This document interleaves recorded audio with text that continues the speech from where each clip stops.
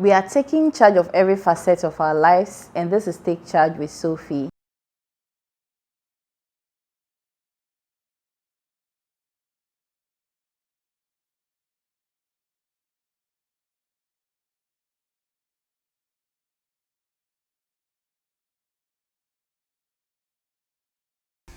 Hello, my name is Sophie. In this episode, we'll be talking about personal finance management.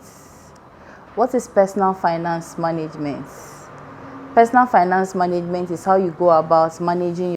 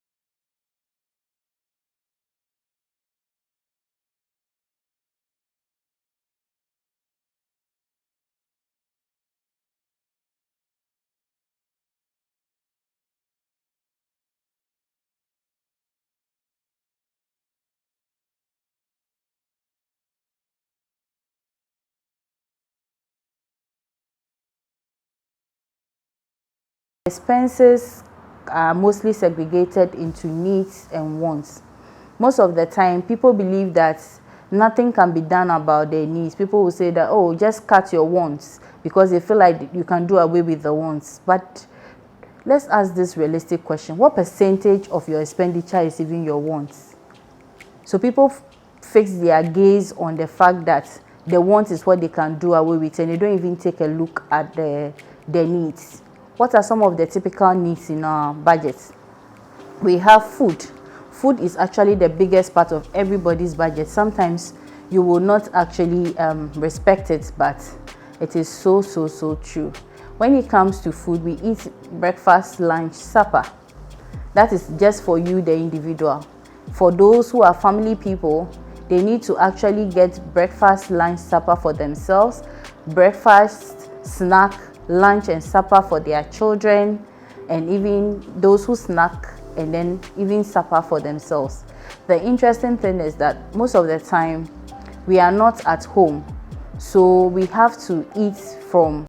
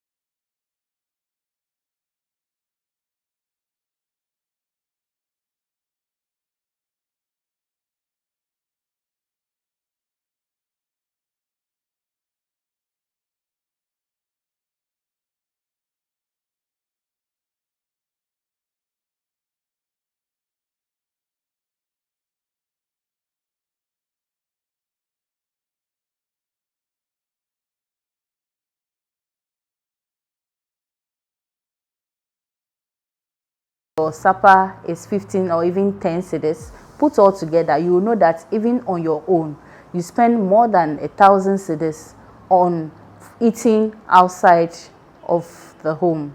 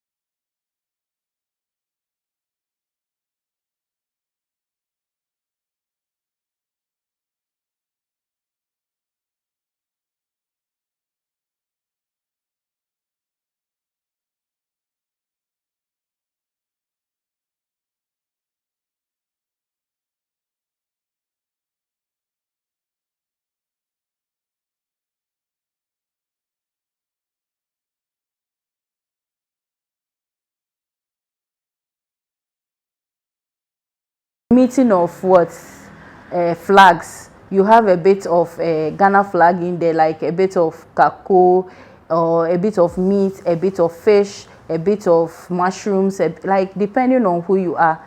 The soup cannot be just made of just one protein, about 3 or 2 different sources of protein that are also very expensive, a bit of tomatoes in there and everything. So if your typical pot of soup is maybe even 100 cedis, which I know is even low, because a pound of meat is a lot of money, and then when you add the fish to it, plus all others, plus the vegetables and all that, at the end of the day, an average pot of soup, depending on the size involved, could be a little over 100 cedis. Ask yourself, how many times do you prepare soup in the home?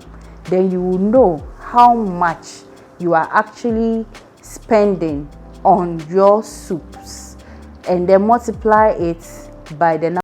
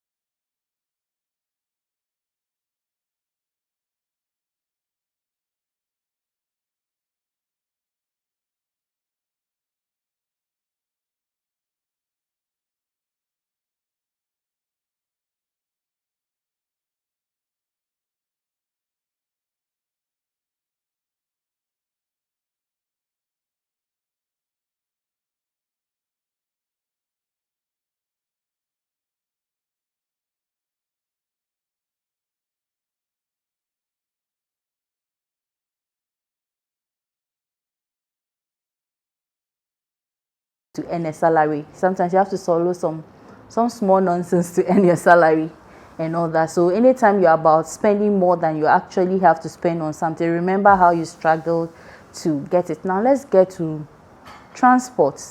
So when you get to transport, you realize that transportation is a huge component of the family budget as well, because if you are not working from home throughout, or even you operate a hybrid system where you work from home sometimes and then sometimes you work on site, you still have to spend. You move from your house to work. In times like this that we have very bad roads, maintaining your car comes at a huge cost, and fuel prices have gone up so high in recent times, so the traffic situations has also not improved. So if you are going to spend a chunk of your money transporting yourself to work, but how are we going to reduce our transport budget? We can reduce our transport budget by using a car that you can easily maintain without stress.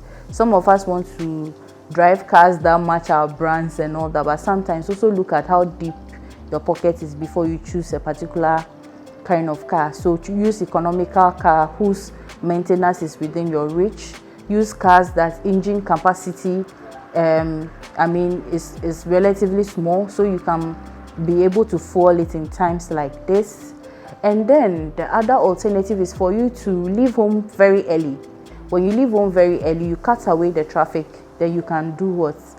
Reduce how much you spend on fuel commuting to work. Now let's come to those who don't actually drive, but they still have to get to work at the same time as their counterparts that drive. What should they do? I believe that if you leave very early, you can join our typical trotro and then get to work early. You know the trotros, there's no convenience. The driver and they may choose to park at where they want to park because they are in business. You are the one in a hurry. So you realize that if you have to go to work, leave very early so that you are not tempted to pick taxis or any of the ride-hailing apps, because if you do, you pay more. You understand? So the reason why a lot of people end up picking taxis and using the ride-hailing apps is because they wake up late, they are running late, and they are moving out around rush hour and all that. They have no choice than to pick these ones, and they spend more. So the thing is all about choices. You wake up early, you either choose a cheaper alternative and save that transport costs, and then be able to actually manage your finances with the little savings you've done through that. Now let's go to fuel at home, which is energy. I mean, they are usage based. So if you use, you pay. If you use your gas, you pay for it, right? A lot of us waste a lot of gas at home. We put water on fire, the water will boil and evaporate, and even the quantity reduces. You don't know that you are actually, part of your income is evaporating in the air. Some of us to cook rice and then the under gets burnt, giving ourselves a lot of work to do in scraping the saucepan to make sure that it is clean. At the end of the day, the portion of the fire that actually burnt your rice could have been used to cook another rice. So you realize that we waste a lot of fuel. And lights, most of the time, a lot of us leave home forgetting that we have to off our fans.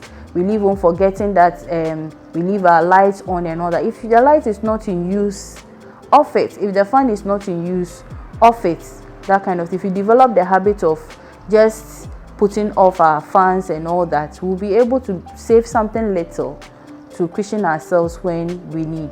And a lot of us too waste a lot of water. Water is not as expensive as other utilities, but at the end of the day, if you keep wasting, like a lot of us brush our teeth with a lot of water because we think water is cheap, and then we close our taps and don't close it well, and then at the end of the day the water keeps dripping and dripping, and then you are wasting a lot of liters of water because you don't see how expensive it is. So we can cut a lot of waste, like I mentioned, food, cutting the waste around food by cooking what we can eat, and then making sure that we don't burn our foods. And then also another thing I forgot to talk about the food is that we should learn how to preserve.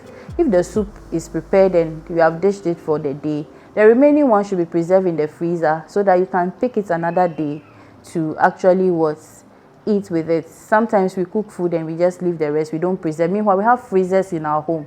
We have no reason to be wasting food and other things when there are a lot of ways for us to actually preserve them. Anytime you're about throwing away food, anytime you're leaving your tap on, anytime you're leaving your fan on and your electrical gadgets on, know that it is your income that you are actually dissipating by your own self.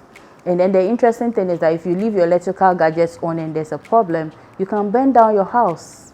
And those are some of the things we need to be looking at. We need to, if we are to manage our personal finances, not anything too technical. It's basic. It's just about us paying attention to the little things that constitute the needs in our homes, so that we'll be able to, make a lot of savings by reducing expenditures allocated to these various line items. How about clothing? Most of the time, if you buy quality clothes, you can use them for so many years. So quality is different things to different people. Some people also want to use brands and all that, but by all means, buy what you can afford, buy what your income can support, so you don't end up trying to impress people who are not even looking at you. And then also education is a bigger part of the family budget. Children, we pay their school fees quarterly, so you know that okay, every quarter you need to pay your children's school fees. So at the end of the day, you know the school fees is not a surprise. I always tell people school fees is not an emergency. You knew how much you pay for your kid in the last quarter, so you should be able to know how much, even if there's inflation, how much you need to pay in the next 2 or 3 months. So at the end of the day, if you know how much you pay for your children's school fees in a quarter, you can start putting money aside every month towards it. So by the time it gets there, even if it increases, you may only need to top up with something little, so that you can be able to honor those educational obligations for your kids and then yourself. And then shelter is something that is a big problem in Africa. A lot of people are not homeowners, but they rent, and this rent actually keeps going up astronomically because there's so much demand for accommodation than is actually available. So the landlords take opportunity to actually milk the vulnerable tenants and all that. So at the end of the day, ask yourself, where I'm living, does my income level support that? A lot of us want to live in neighborhoods that are higher than our income level. How about looking for another decent area, safe area with cheaper rents, so you can move in there and then save towards, instead of paying so much for rent in very pricey areas, go into some areas that are equally safe but with cheaper rent, so you can save to actually acquire your own land to build something in the future. So these are some of the basic things that we find in our expenses, like expenditure made up of both needs and wants, and the wants are the ones I've analyzed. So now let's say you have your full income, you take out the expenses that I have listed, and at the end of the day you realize that okay, you still have some positive. So that positive figure you have is what we call surplus. So what do you do with the surplus? Then you need to invest that surplus, so that out of it can also generate money to help meet your needs as time goes on. But if you do all the deductions and then you realize that the figure you have gotten is a negative figure, it means you are in deficit, you are not living within your means. And what do? If you are in a hole, you don't dig deeper. So it means that you have to do a total overhaul of your lifestyle to see which areas that you need to cut your expenditure, so that your expenditure can be within your income levels. So that will be all for now. I want to add that even if you are recording surpluses, have you considered shrinking your expenses so that you can have bigger surpluses that you can put aside in investments that can come in handy for you when you need it? Remember, if you need money for an emergency and you don't have it, you have to go in for a loan. And going in for a loan, you pay interest on it. But if you are able to put money aside in investments when you need it, you actually earn something on it. So let us take charge of our personal finance. Let us manage our lives as if it's a company. Let's not just take money out of our pockets because we think we own it. Take charge of your finances. Please like, share, and comment on this video so others can benefit. I'll see you in the next episode. Bye bye.